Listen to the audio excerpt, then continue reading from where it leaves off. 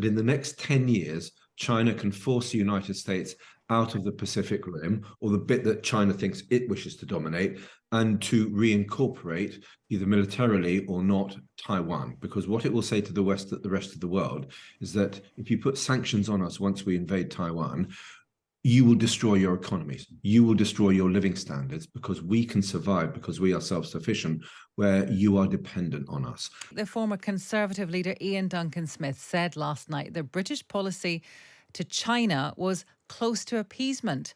His remarks came just a few hours before Rishi Sunak had to make his first major foreign policy speech. Let's speak to Bob Seeley, the Conservative MP for the Isle of Wight and member of the Commons Foreign Affairs Committee. Good morning to you.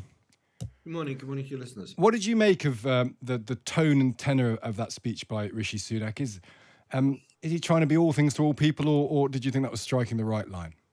No, I think the Prime Minister is undoubtedly trying to strike the right line, and it is a fine line to be striking.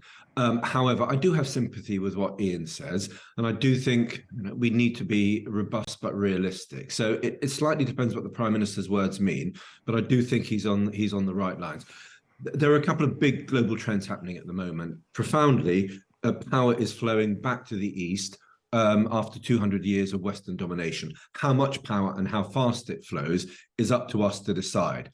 The other great point is that authoritarian states, Iran, Russia, China, all of them are in crisis, but at the same time, all of them are using the power of artificial intelligence and big data to destroy dissent within, and which is going to win out in the end is impossible to say at the moment. I mean, the issue with appeasement is an interesting word, because appeasement implies there's two courses of action. One is to sort of acquiesce to the might of China, and one is to stand up to it. But is that actually a real distinction in reality, bearing in mind the comparative size of the two countries? I think rather than talk about the UK's relationship with China, I think we need to talk more broadly, if you don't mind, about the West's relationship with China. And I think that is a more realistic proposition. What worries me fundamentally is that we have allowed ourselves to become increasingly economically dependent on China at the same time that China, through its made in China policy, is trying to become more economically self-sufficient. This is for one reason and one reason only: that in the next 10 years, China can force the United States out of the Pacific Rim, or the bit that China thinks it wishes to dominate, and to reincorporate, either militarily or not, Taiwan. Because what it will say to the rest of the world is that if you put sanctions on us once we invade Taiwan, you will destroy your economies. You will destroy your living standards because we can survive because we are self-sufficient, where you are dependent on us. And that is the big strategic issue that we face, because we should be under no illusion.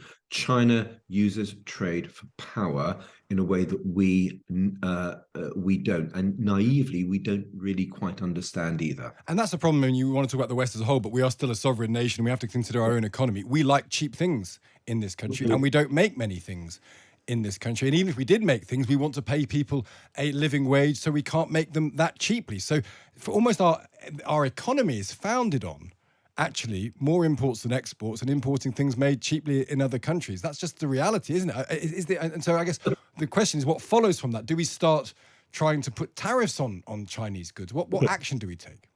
I think that's okay. You make a really valuable point. I would say a couple of things. Firstly, when we talk about going green, if we're serious about that, we need to be onshoring more of our dirty industries rather than exporting them to places like China, which have lower environmental standards. Secondly, the whole range of Western states have become, as I said, economically dependent.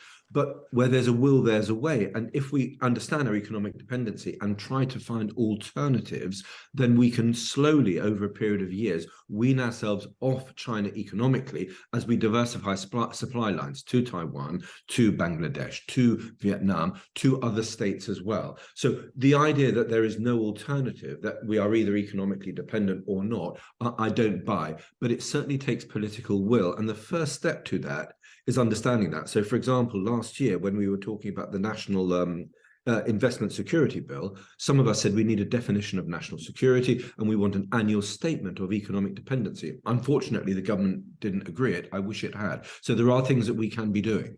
Interesting stuff, Bob. Thank you for joining us today. Thank you. That's Bob Seeley, the Conservative MP for the Isle of Wight, member of the Commons Foreign Affairs Committee.